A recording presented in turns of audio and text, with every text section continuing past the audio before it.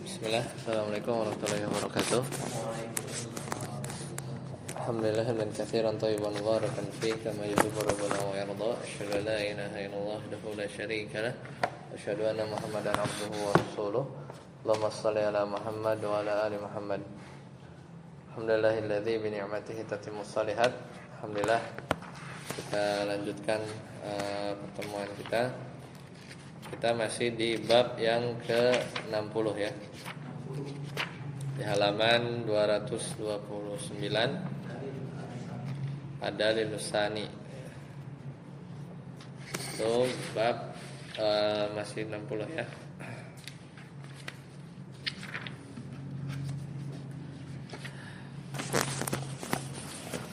Terakhir kita di 228, sekarang 229.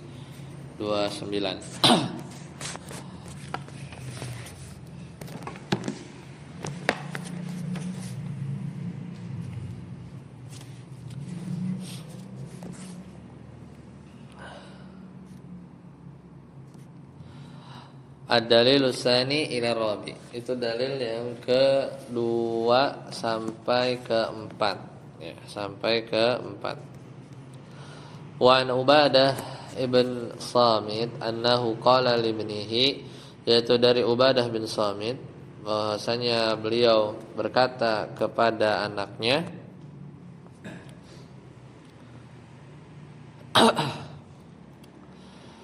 kata beliau, ya bunayya innaka lan tajida ta'mal iman hatta ta'lama anna ma asabaka lam yakun liyukhti'ak. Wahai anakku, sungguh kamu tidak akan bisa ya merasakan lezatnya iman, ta'mal iman, sampai engkau mengetahui anna ma asabaka lam yakun liyukhti'aka, sampai kamu mengetahui bahwa apa yang telah ditakdirkan menimpa dirimu pasti tidak akan meleset. Wa ma akhta'aka lam yakun liyusibak, dan juga apa yang telah ditakdirkan tidak menimpa dirimu pasti tidak akan liyusibak, tidak akan menimpamu. Nah itu kalau kita yakin dua hal tadi, barulah kita bisa merasakan lezatnya iman. Sami'tu Rasulullah sallallahu alaihi wasallam yaqul, bahwasanya aku telah mendengar Rasulullah sallallahu alaihi wasallam bersabda, inna awwala ma khalaqallahu al-qalam, sesungguhnya yang pertama kali diciptakan Allah adalah al-qalam, pena. Faqala lahu, maka berkata Allah pada pena tersebut, uktub, tulislah. Faqal, maka pena berkata, Rabbi wa madza aktub, wahai Tuhanku, apa yang mesti aku tulis? Qala, maka kata Allah ya, maka kata Allah Subhanahu wa taala, uktub maqadir kulli syai'in hatta taqumas sa'ah. Jadi tulislah takdir-takdir ya, segala sesuatu ya, sampai apa? Sampai hari kiamat ya, sampai hari kiamat. Jadi tulislah takdir segala sesuatu sampai datang hari kiamat. Ya bunayya sami'tu Rasulullah sallallahu alaihi wasallam yaqul, wahai anakku, aku juga telah mendengar bahwasanya Rasulullah sallallahu alaihi wasallam bersabda, man mata ala ghairi hadza falaysa minni, barang siapa yang meninggal dunia tidak dalam keyakinan seperti ini, falaysa minni, maka dia tidak termasuk umatku. Wa fi riwayatin li Ahmad, maka ada riwayat lain dari Imam Ahmad bahwasanya teksnya itu, inna awwala ma khalaqallahu ta'ala al-qalam faqala lahu uktub. Jadi depannya mirip ya. Riwayat Imam Ahmad sama, depannya sungguhnya yang pertama Allah ciptakan adalah pena, faqala lahu, maka Allah berkata pada pena, uktub, tulislah. Fajara fitil kasati bima huwa kainun ila yaumil qiyamah. Bedanya di belakang.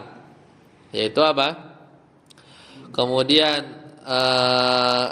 maka ditulislah apa yang terjadi ya sampai hari kiamat. Nah, itu dalil yang kedua. Asalis, dalil yang ketiga, wa fi riwayatin Ibnu Hibban. Itu dari riwayat dari Ibnu Wahab ya, dari riwayat Ibnu Wahab. Qala Rasulullah sallallahu alaihi wasallam, Rasulullah sallallahu alaihi wasallam bersabda, faman lam yu'min bil qadari khairihi wa syarrihi, maka barang siapa yang tidak beriman kepada takdir baik, wa syarrihi, dan takdir buruk, ya, ahraqahullahu binnar, maka Allah pasti akan membakarnya dengan api neraka. Ar-rabi, yang keempat, wa fil musnad was sunani an ibni Dailami, yaitu diriwayatkan dalam musnad dan sunan dari Ibnu Dailami bahwasanya dia berkata, qala ataitu Ubay bin Ka'ab, aku datang kepada Ubay bin Ka'ab, ya, faqultu, maka aku katakan kepadanya, fi nafsi syai'un minal qadar. Fi nafsi syai' berarti di dalam diriku ada keraguan. Syai' di sini maksud keraguan. Aku ada sesuatu keraguan dalam hatiku, ya, fil minal qadar, dalam masalah takdir.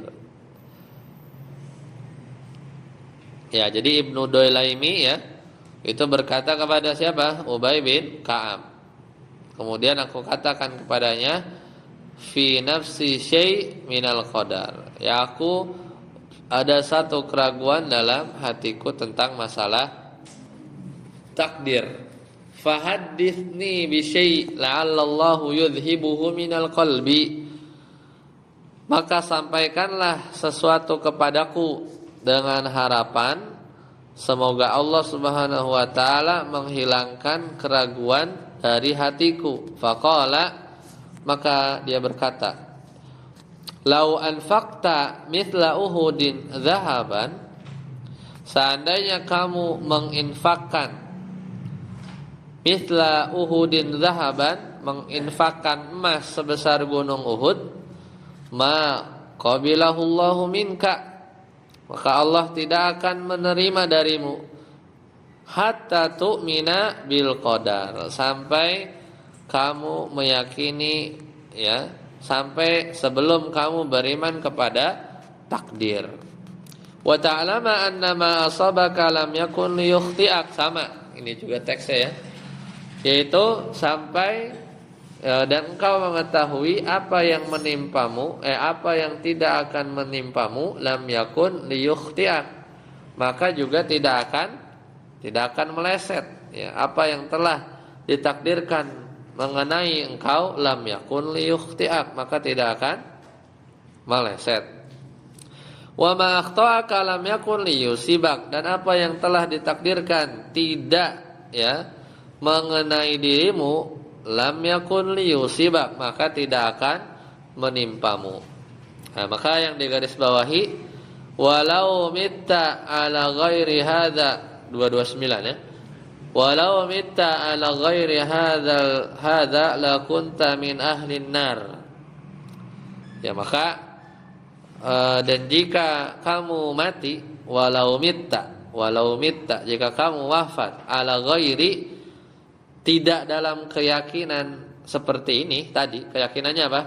Kamu yakin kalau apa yang menimpamu ya pasti kena, kalau yang enggak menimpamu pasti enggak kena. Nah, itu walau mita ala ghairi hadza, jika kamu meninggal tidak dalam keyakinan seperti ini, ya, lakunta min ahlin nar, maka engkau akan menjadi penghuni neraka. Alias apa? Berarti dia enggak beriman kan kepada qada dan qadar maksudnya.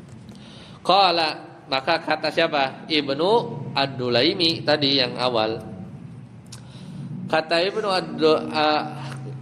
Ad-Dailami, ya, Ad-Dailami, fa'ataitu Abdullah bin Mas'ud. Tadi ketemu siapa? Ubay bin Ka'ab kan?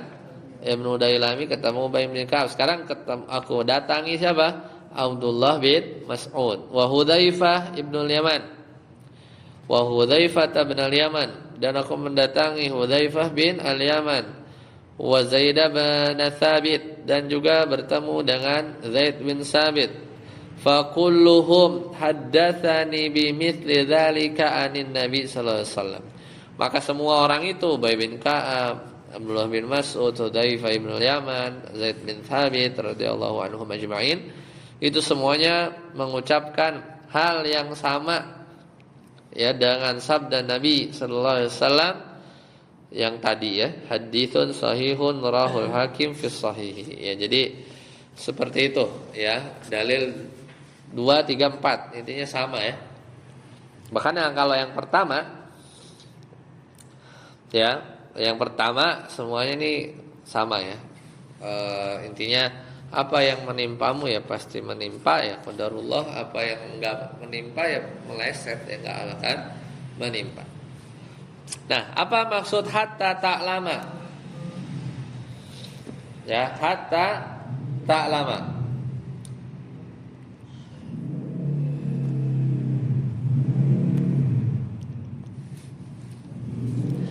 Wa qad asyara Allah Ta'ala ila hadzal ma'na fi qoulihi ma asaba min musibatin fil ardi wala fi anfusikum illa fi kitabim min qabli an nabra'aha.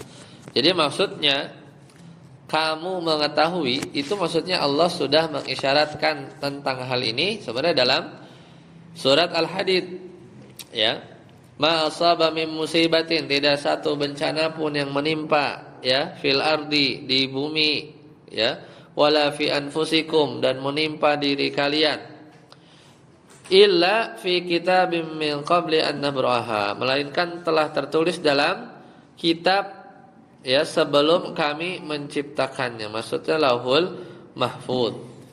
Inna dzalika 'alallahi yasir, maka sungguhnya demikian itu mudah. Likaila ta'sau ala ma fatakum, kami jelaskan yang demikian itu apa? Likaila, supaya kamu jangan berduka cita ya, likaila ta'sau, supaya kamu enggak bersedih, ma fa'ala ma fatakum, terhadap apa yang luput ya, apa yang hilang dari kalian, ya udah ditakdirkan. Wala tafrahu, dan juga supaya apa? Jangan terlalu gembira, bima atakum ya, dari apa yang diberikan, nanti juga hilang gitu kan. Enggak usah sedih apa yang luput, enggak usah terlalu gembira dari apa yang Allah berikan, karena semuanya sama-sama apa? Sama-sama takdir Allah. Wallahu la yuhibbu kulla mukhtalin fakhur. Ya, maka dan Allah tidak menyukai setiap orang ya, orang yang sombong apa? Lagi membanggakan diri. Nah, itu maksud hatta ta'lama. Selanjutnya, ya bunayya, wahai anakku, itu siapa tadi? Abdullah bin Samit ya, ngomong ke anaknya, wahai anakku. Fihi mulatafatul abna bil mau'izah. Di dalam ini ya, dalam hadis ini ada anjuran untuk apa? Lemah lembut terhadap anak ketika menasehati. Ya, diambil dari ya bunayya, wahai anakku. Panggilan kasih sayang. Wa annahu yang bagi an yulaqan nal abnaul ahkami bi adillatiha. Dan juga hendaknya ketika mengajarkan talaki pada anak al-ahkam biadillatiha, yaitu tentang kepada anak hukum-hukum itu disertai dengan dalil-dalil, dikasih dalil supaya ada alasan kenapa harus begini atau begitu. Yang pertama, dia kenapa begitu? Yang al-awwal litu'awwida benaka ala tiba'il adillah. Tujuan utamanya untuk membiasakan anak mengikuti dalil. Asani, alasan kedua waliturabbihi ala mahabbati rasul, yaitu untuk mendidiknya mencintai Rasulullah sallallahu alaihi wasallam. Yaitu yang bisa kita ambil. Kemudian yang digaris bawahi fi nafsi syai, itu tadi siapa yang ragu? Itu Ibnu Ad-Dailami ragu kan, datang ke Ubay bin Ka'ab. Kata dia apa? Fi nafsi syai' minal qadar. Aku ada keraguan, ya, aku ada keraguan dalam takdir, ya. Aku ada keraguan dalam takdir. Itu siapa? Ibnu Ad-Dailami datang ke Ubay bin Ka'ab, Hudzaifah bin Yaman, Zaid bin Thabit, ya, Abdullah bin Mas'ud. Jawabannya sama. Apa maksudnya? Ma waqa'a fi nafsi Dailami dalilun ala khatril mujalasati ahli bidah. Nah, jadi kenapa dia bisa ragu? Mungkin dia salah duduk, ya, atau salah dengar, ya, atau salah penjelasan. Jadi apa yang terdapat di dalam hati Al-Imam Ad-Dailami, ya, ini orang pintar, maksudnya orang berilmu aja masih ada ragu. Menunjukkan apa? Sekelas beliau aja, ini menunjukkan ala khatril mujalasati ahlil bidah. Itu menunjukkan atas bahaya itu berduduk dengan ahli bid'ah, dalam hal ini yang menyimpang masalah takdir. Nanti bisa ragu kita, ya. Alladzi syakkaku, ya, fil qadar, yang membuat ragu dalam masalah takdir. Iya enggak? Tapi setelah itu dia datang, ya, bertanya. Wa syubhatu tudfa'u bin naql fayuziluha. Dan syubhat, ya, harus apa? Dihilangkan, ya. Yang harus dilihat untuk menyangkal syubhat, ya, maka harus dilawan dengan dalil, ya. Bin naqli fayuziluha. Syubhat itu dicegah dengan dalil, maka dia akan menghilangkan syubhat tersebut.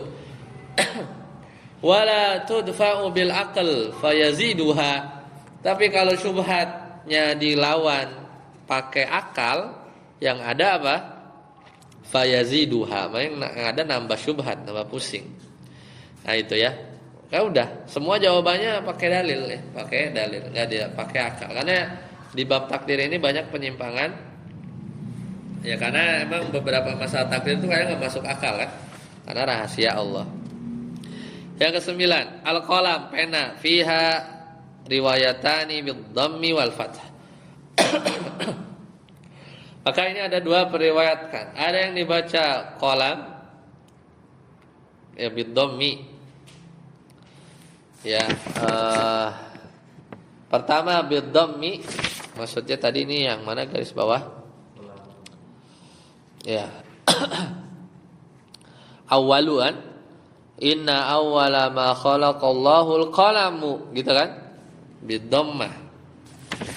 Ada juga yang pakai nasab. Jadi apa? Inna awwala ma khalaqallahu al-qalama. Gitu, ya. Kalau dhammah berarti kan dia isim inna, kan? Inna awalanya isim inna, khobar inna berarti. Inna awala ma khalaqallah, nah itu isim innanya, khobar innanya marfu, jadilah al-qalam, gitu kan? Ada dua riwayat emang. Jadi kalau dibaca dhammah, yakunul makna anna awala ma khalaqallahu wal qalam. Kalau dibaca dhammah berarti al-qalamu dia khobar inna. Isim innanya apa? Awala, kan? Inna awala, kan? Jadi khobar inna, ya.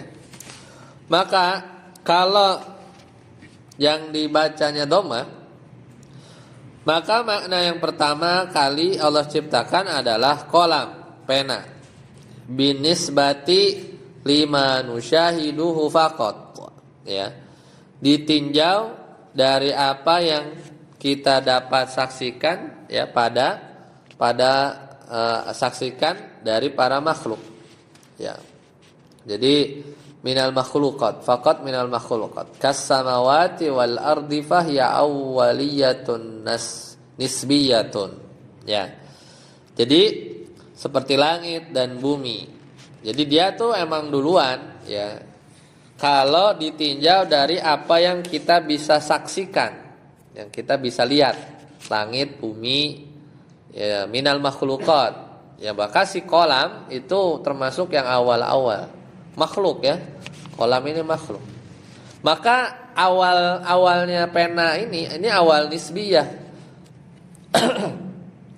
Maka awal di sini adalah awal yang sifatnya relatif. Jadi pena lebih dulu kalau dibandingin sama apa gitu kan. Maksudnya jangan sampai katanya yang Allah ciptakan itu pena. Berarti pena dulu apa Allah dulu gitu ya.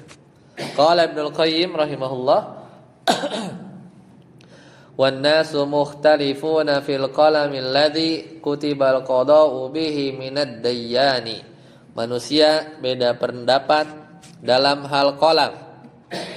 Ya, kutibal qada'u bihi minad dayyani, yang qada itu ditulis dari ad-dayyan. Ad-dayyan ini nama Allah, yaitu yang maha pemutus perkara. Ad-dayyan, minad dayyan itu maksudnya dari Allah.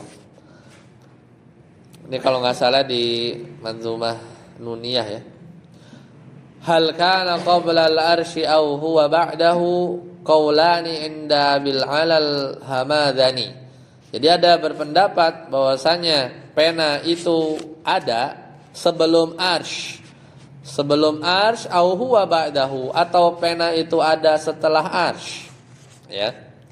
Qaulani ada dua, inda bil 'alal hamadani, yaitu dua pendapat. Ini dari Abul Ala Al-Hamazani. Wal haqqu annal arsya qablu in li annahu qabla al-kitabati kana dha arkani. Wal haqqu, yang benar bahwasannya arsy itu sebelum pena. Berarti yang duluan siapa? Arsy dulu. Kenapa? Li'annahu qabla al-kitabati kana dzal arkani. Disebabkan sebelum penulisan sebelum nulis apa? Qabla al-kitabah kana dzal arkani. Sebelum nulis itu harus ada, ya ibaratnya harus ada arkan, ada rukun-rukunnya. Apa yang mau ditulis? Ada sesuatu dulu kan? Harus yang ada elemen-elemen ya yang dipakai untuk menulis gitu kan. Kalau pena duluan, dia nulis di mana gitu, kurang lebih gitu. Tapi ini relatif terhadap arsy ya. Jadi pendapat yang benar, karena kan memang disebut awal yang diciptakan pena, tapi arsy itu juga disebutkan lebih awal. Sekarang mana yang lebih awal ya. Kalau dibandingkan langit bumi ya pena gitu ya. Tapi kalau dibandingkan arsy, maka arsy lebih dulu. Emang ada dua pendapat. Ini termasuk pembahasan akidah yang sifatnya cabang lah ya, cabang yang memang ada beberapa pendapat gitu ya, ada beberapa pendapat. Kemudian yang kedua, bin nasbi. Berarti bacanya gimana kalau bin nasbi? Inna awwala ma khalaqallahu al-qalama. Ya. Fayakunul mana anna Allah amara al-qalam an yaktuba inda awali khalqihi lahu. Nah, kalau dibaca riwayatnya inna awala ma khalaqallahu al-qalama, mansub dia. Ya. Ya, kalau dibacanya mansub maka nanti lain, ya lain cerita. Fayakunul makna, bahwasanya maknanya Allah amaral qalam. Allah memerintahkan pena an yaktuba inda awali khalqihi lahu, gitu ya. Maka Allah memerintahkan pena untuk menulis di awal penciptaannya dia, gitu. Ya, jadi agak beda ya. Jadi kalau gitu kan maknanya bukan makna pena diciptakan, tapi sesungguhnya apa? Awalama, yang pertama Allah ciptakan itu adalah al-qalama. Maksudnya si kolam itu ya Allah perintahkan untuk menulis di awal penciptaannya pena. Seperti itu. Selesai ya.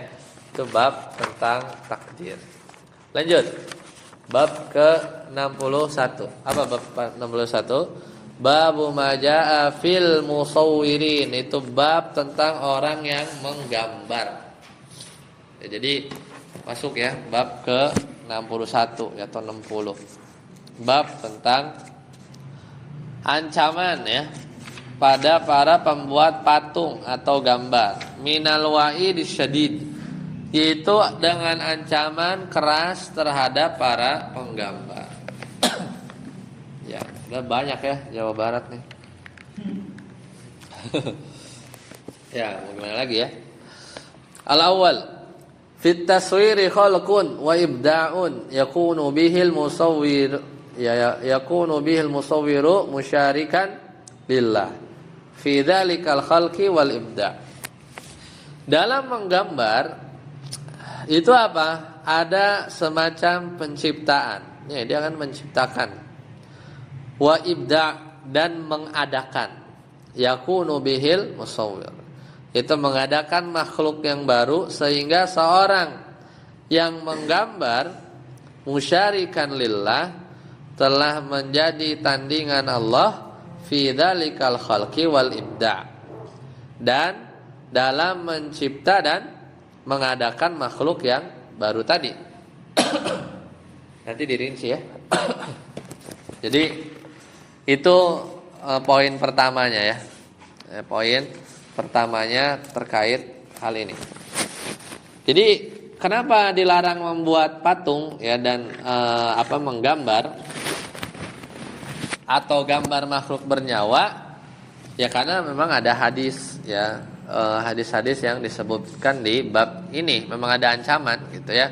Misalnya asyaddun nasi adzaban yaumal qiyamah alladzi yudahiuna bil khalqillah. Manusia yang pedih siksanya misalnya ya, di hari kiamat adalah orang-orang yang membuat penyerupaan dengan makhluk Allah. Lanjut yang kedua, awalu syirkin. Nah ini masalahnya. Awal muncul kesyirikan waqa'a fil ard, di bumi ini, fi qaumi Nuh, itu di kaum Nabi Nuh, kana sabbabahu kana ya, kaum Nuh kana sababuhu at-tasawwiru wa tamathilu. Jadi sebab pertamanya adalah menggambar dan tamathil itu membuat patung. Jadi mau diulang lagi sebabnya gitu ya. Memang belum sekarang, panjang ya, ratusan tahun setelahnya, ketika ilmu udah nggak ada, akhirnya disembah. Jadi kenapa diharamkannya itu sebenarnya kalau dari sini ya, meskipun banyak atau orang boleh bilang nggak disembah. Ya, haramnya itu bisa jadi paling minimal ya satu dzara'i, mencegah mudorot setelahnya gitu ya. Kan bisa aja kan, haram itu kan nggak mesti yang harus benar-benar haram banget, tapi kadang diharamkan karena untuk mencegah apa yang terjadi setelahnya. Itu bisa ya, dalam fikih kan kadang suka seperti itu juga ya. Jadi belum terjadi tapi dicegah, kayak misalnya zina gitu kan. Inti zina kan kelamin, tapi kan pegangan, melihat, memandang gitu kan, menyentuh itu juga jadi haram karena diputus meskipun memang ada larangannya juga. Ad-dalilul awal ilal khamis. Dalil pertama sampai ke 5. An Abi Hurairah radhiyallahu anhu qala Rasulullah sallallahu alaihi wasallam qala Allah ta'ala wa man adzamu mimman dhahaba yakhluqu ka khalqi falyakhluqu dzarratan aw liyakhluqu habbatan aw liyakhluqu sya'iratan. Ya. Maka kata Imam dari Abu Hurairah radhiyallahu anhu, bahwasanya Rasulullah sallallahu alaihi wasallam bersabda, Allah Subhanahu wa taala berfirman, berarti hadis qudsi ya, dan tidak ada seorang yang lebih zalim pada daripada orang yang menciptakan ciptaan seperti ciptaanku, ya. Jadi mimman dzahaba yakhluqu ka khalqi falyakhluqu dzarratan, maka cobalah mereka ciptakan seekor semut, maka cobalah atau sebutir biji-bijian atau sebutir biji gandum, ya. Hadis qudsi akhrajahu. Berarti apa? Imam Bukhari dan Muslim. Walau ma, juga dari Imam Bukhari dan Muslim, an Aisyah radhiyallahu anha, dari Aisyah, anna Rasulullah sallallahu alaihi wasallam qaal, Rasulullah sallallahu alaihi wasallam bersabda, asyaddun nasi adzaban yaumal qiyamah alladziina yudahi'una bi khalqillah. Tadi ya. Manusia yang paling pedih siksanya pada hari kiamat adalah orang-orang yang membuat penyerupaan dengan makhluk Allah. Ini mungkin patung. Walahuma, dari Imam Bukhari dan Muslim juga, ani bin Abbas, ani bin Abbas, sami'tu Rasulullah sallallahu alaihi wasallam yaqul, bahwasanya beliau dengar dari Nabi sallallahu alaihi wasallam bersabda, kullu musawwirin finnar. Jelas ya, bahwasanya setiap penggambar bernyawa finnar, maka ada dalam neraka. Berarti kan ancaman, berarti kan dosa besar ya. Yuj'alu lahu bi kulli suratin sawwaraha nafsun, di mana setiap lukisan yang dibuatnya diberi nyawa di akhirat nanti.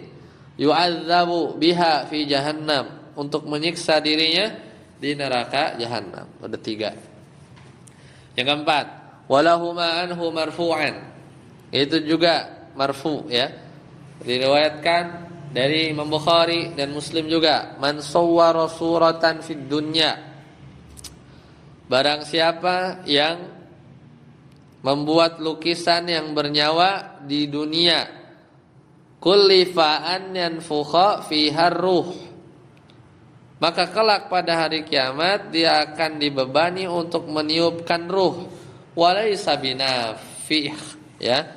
Namun apa? Ia tidak bisa niup. Ya, nafakho kan niup ya. Suruh tiup, dia tidak bisa tiup. Seperti itu. Nah, kemudian wali muslimin, dari Imam Muslim meriwayatkan Ani bin al-Hayyaj, dari Abu al-Hayyaj, bahwasanya beliau berkata, qala li Aliyun, bahwasanya ia berkata, sesungguhnya Ali bin Abi Thalib radhiyallahu anhu berkata li, kepada aku. Kepada siapa? Kepada Abu Hayyaj. Berarti ini perkataan siapa? Ali bin Abi Thalib.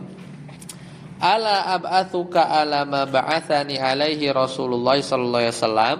Ya, maukah kamu aku utus untuk satu tugas sebagaimana Rasulullah sallallahu alaihi wasallam mengutusku untuk tugas tersebut? Maka dijawab, yaitu apa? An la tada'a suratan illa tamastaha, maka janganlah kamu biarkan ada sebuah lukisan yang bernyawa melainkan kamu menghapusnya, wala qabran musyrifan illa sawaitaha, dan janganlah kamu biarkan ada sebuah kuburan yang tinggi kecuali kamu ratakan. Itu yang Nabi perintahkan ya kepada Ali. Dan Ali sekarang merintahkan kepada Abu al-Hayyaj. Seperti itu. Jadi intinya kalau gambar itu berarti 2 dimensi ya, panjang kali lebar. Kalau patung berarti panjang kali lebar kali tinggi. Jadi 3 dimensi.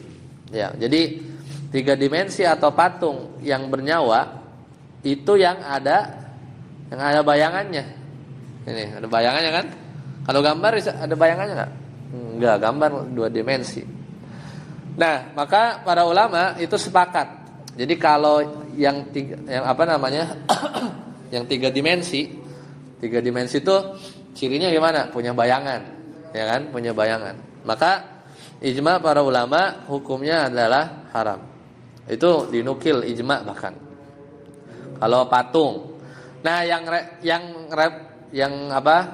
banyak pendapat itu yang gimana, yang 2 dimensi ya. Karena Kalau patung mah sepakat lah, patung yang bernyawa ya. Bukan Monas gitu ya. Apa? Patung itu tiga. Hah? Ya kayak gitu, atau gambar orang gitu kan, ada bayangannya, itu sepakat. Ya bahkan dinukil ijma. Maka ada tapinya. Jadi dinukil ijma itu oleh Ibnu Battal dan An-Nawawi.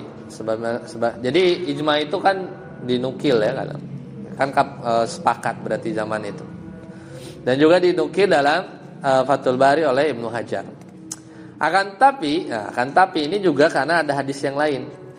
Jika dia berupa mainan, seperti boneka, ya mainan anak-anak ya, bukan mainan dewasa. Yaitu untuk anak-anak, maka hukumnya mubah. Ini dinukil oleh Ibnu Hajar juga, karena ini ada hadis yang lain nanti. Nah, sekarang yang kedua, yang dua dimensi. Ya, ada dua dimensi. Berarti dua dimensi ini apa? Gambar, lukisan. Ya. Maka ini terbagi jadi dua. Pertama, yang tidak bernyawa, pohon, sungai, benda-benda mati, sawah, ya kan? Ya, kayak gunung. Maka ini model pertama, masalah ini khilaf di antara para ulama. Yang ketat sekali itu masih berpendapat haram. Siapa? Semisal Al-Imam Mujahid. Al-Imam Mujahid ini ahli tafsir ya. Murid-muridnya Abdullah bin Abbas gitu ya. Murid terbaiknya Ibnu Abbas ya, Mujahid. Al-Qadi Al-Iyad itu juga mengatakan tidak ada satu ulama yang berpendapat demikian selain beliau. Jadi beliau mengharamkan. Kenapa? Karena pakai dalil umum tadi. Apa dalil umumnya? Wa man adlamu mimman dhahaba yakhluqu ka khalqi fa yakhluqu dzarratan, semut ya, au habbatan, biji makhluk hidup bukan? Hah? Atau syairatan, biji gandum, benda mati apa makhluk hidup? Iya. Nah, dari situ Mujahid ambil gambar-gambar yang pohon, itu juga enggak. Dalilnya enggak khusus. Ngomongin gambar enggak, tapi khusus. Tidak seorang yang lebih zalim daripada orang yang bermaksud menciptakan ciptaan seperti ciptakanku, terus ditantang kan, coba mereka ciptakan semut, ini yang nyawa, semut, atau sebutir biji-bijian, habbah au liyakhluqu syairan. Maka sebagaimana kita tahu biji juga gandum ada tumbuhan. Ya, maka berdasarkan hadis itu Imam Mujahid berpendapat haram. Tapi gurunya Ibnu Abbas itu berpendapat boleh. Ya, dan ini yang dipilih oleh jumhur. Jadi kalau pemandangan tadi boleh ya. Itu sebagaimana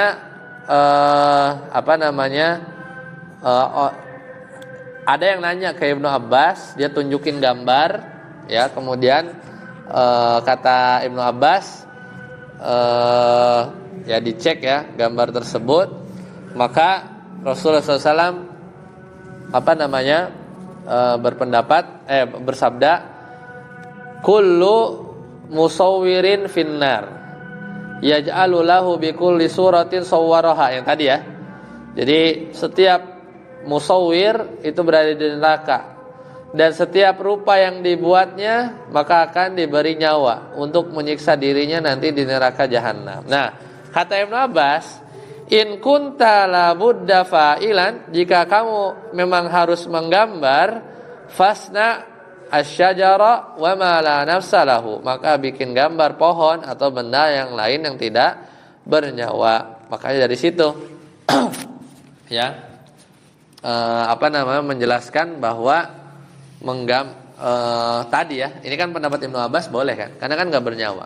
Nah, kalau dijamak sama hadis yang tadi, yang coba bikin biji gandum, itu maksudnya tantangan, bukan nggak boleh, ya nggak? Tantangan, coba bikin biji, coba bikin gandum gitu. Jadi bahwasanya jangankan bikin semut yang kecil, bikin biji gandum aja nggak bisa gitu kan.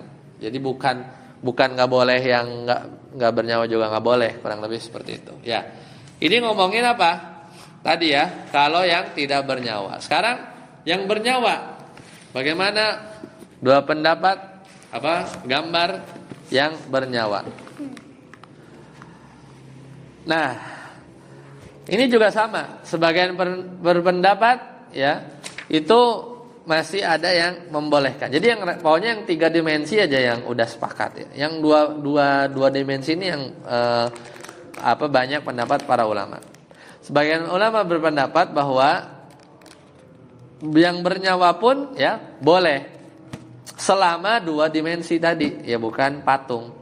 Mereka berdalil dengan hadis yang diriwayatkan oleh Imam Bukhari, kata beliau illa raqman fis thawb, yaitu kecuali gambar di baju.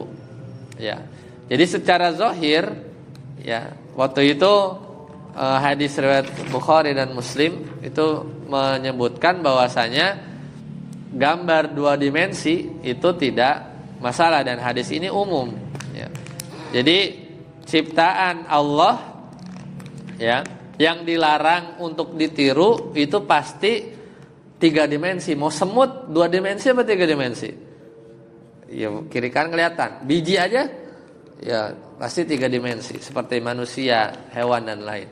Dan bukan 2 dimensi, karena yang dilarang adalah yang 3 dimensi tadi, kayak patung. Ya, mau bernyawa, mau enggak, yang bernyawa itu yang dilarang yang 3 dimensi. Kalau 2 dimensi seperti gambar enggak. Tapi yang mayoritas itu sebagian kecil ya, mayoritas adalah haram ya. Mau 2 dimensi bernyawa itu tetap haram ya. Jadi tadi kecuali yang di mainan anak-anak atau gambar-gambar yang terhinakan. Misalnya gambar 2 dimensi dijadiin keset gitu kan. Nah, ini tadi ya, kan pertama haram kan. Tapi kecuali yang dihinakan.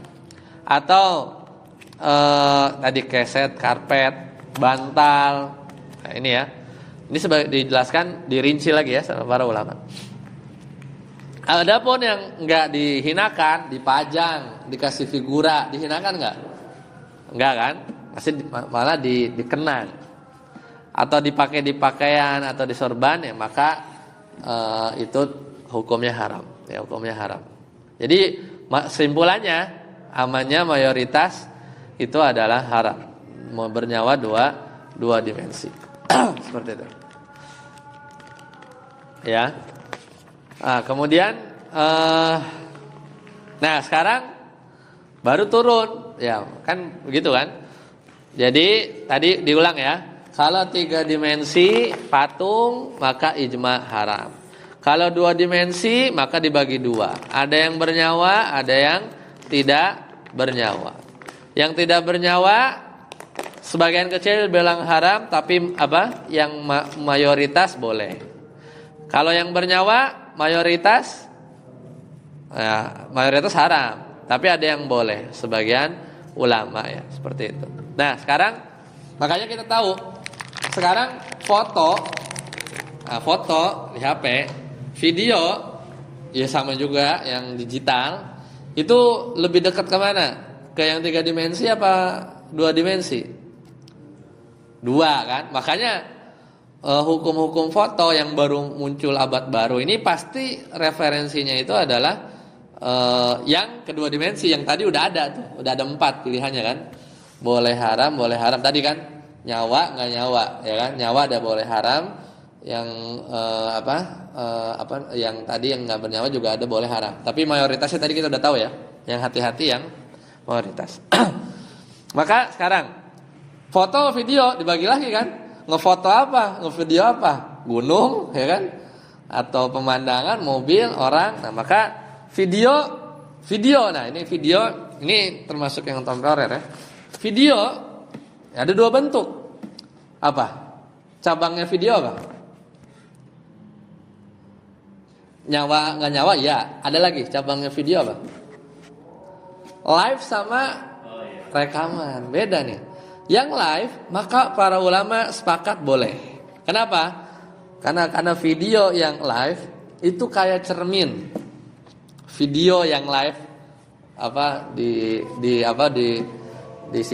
siarkan live itu seperti cermin yang cermin udah ada dari zaman dulu. Maka dikiaskan video yang live itu seperti cermin. Nah, yang kedua nih, coba yang kedua, gimana video yang rekaman? Wah, ribut di sini baru. Hilaf kan? Nyamanya kayak apa nih? Dulu kan nggak ada rekaman. Gimana cermin bisa direkam? Nggak ada kan? Maka hilaf. Sebagian ulama mengatakan video yang recording itu tidak boleh karena itu sebenarnya apa?